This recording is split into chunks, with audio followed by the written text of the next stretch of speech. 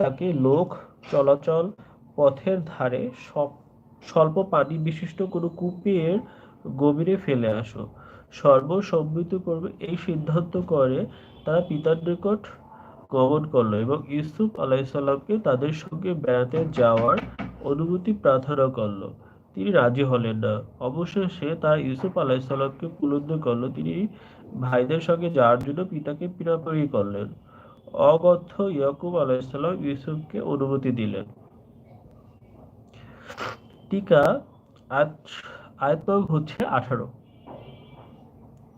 গায়ের জামা খুলে তারা ইউসুফ আলাইসাল্লামকে কূপে ফেলে দিল এবং দুম্বা জবে করে তার রক্তে জামাটি রঞ্জিত করে হযরত ইয়াকুব আলাইসাল্লামের নিকট এসে বলল, তাকে বাঘে খেয়েছে। কিন্তু হযরত ইয়াকুব আলাইসাল্লাম জামা অক্ষত দেখে বলেন, এটা কেমন বাঘ? ইউসুফকে খেয়ে তার জামাটা অক্ষত রেখে গেছে। আসলে এগুলো তোমাদের সাজানো কাহিনী। সুতরাং এখন ধৈর্য ধারণ ছাড়া আর কি করার আছে?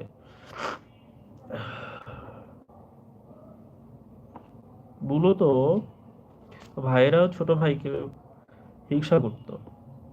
কারণ হচ্ছে তার বাবা ছোট ভাইকে বেশি ভালোবাসতেন। যাই হোক, মূল ঘটনায় আসি। আর ঘটনা করবে এক যাত্রী দল সেখানে এসে তাদের পানি সংগ্রাহককে পাঠালো।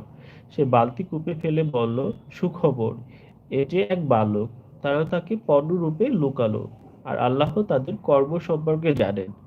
তারা মাত্র কয়েক দিরহামের বিনিময়ে স্বল্প মূল্যে তাকে বিক্রি করলো। তারা ছিল তার ব্যাপারে লোভহীন।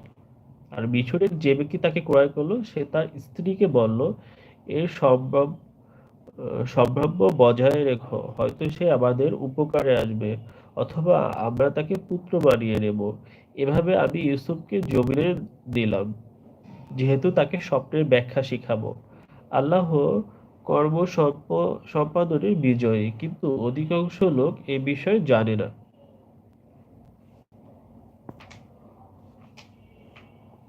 আর সে পূর্ণ যৌবনে পৌঁছালে আমি তাকে জ্ঞান বিজ্ঞান দান করলাম। আর আমি এভাবেই পুণ্যশীলদের পুরস্কৃত করে থাকি। আর যে মহিলারা ঘরে সে অবস্থান করছিল, সেই মহিলা তাকে ফুৎসাল ও দরজাসমূহ বন্ধ করে দিয়ে বলল, এসো। আর সে বলল, আল্লাহর পানাহ চাই, তিনি তো আমার রব, তিনি আমাকে উত্তম আশ্রয় দিলেন। আর জালিমরা কখনো সফলতা লাভ করে না। মহিলা তার প্রতি আসক্ত হলো, সেও আসক্ত হতো যদি রবের নিদর্শন সে না দেখত। এভাবেই আমি তাকে বন্ধ ও অশ্লীলতা হতে ফিরিয়ে রাখি। নিশ্চয়ই সে নিষ্ঠাবান বান্দাদের অন্তর্ভুক্ত ছিল। আর তারা দরজার দিকে দৌড়ালো এবং সে ইউসুফের জামার পিছন ছিঁড়ে ফেললো। উভয়ই মালিককে সামনে পেল। মহিলা বলল যে তোমার স্ত্রীর সঙ্গে কুকর্ম করতে চায়, তাকে কারারুদ্ধ বা অন্য কোনো মারাত্মক শাস্তি দিবে। আজকে অবধি।